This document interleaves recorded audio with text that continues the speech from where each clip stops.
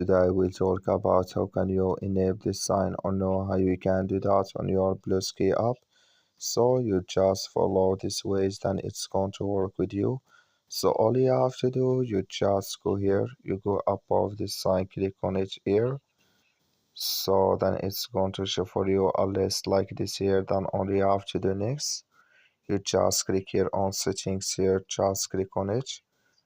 You come to next step here, it's going to show for you like this. Then all you have to do next, you just go down, then you click here on accessibility here, just click on it.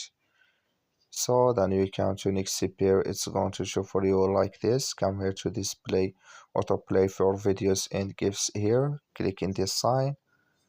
Like you see this color show for us, that's mean autoplay for videos and gifs enable with us now. That's all you have to do. I wish you all get it. That's all. Thank you for watching. Don't forget to support us by liking, subscribe.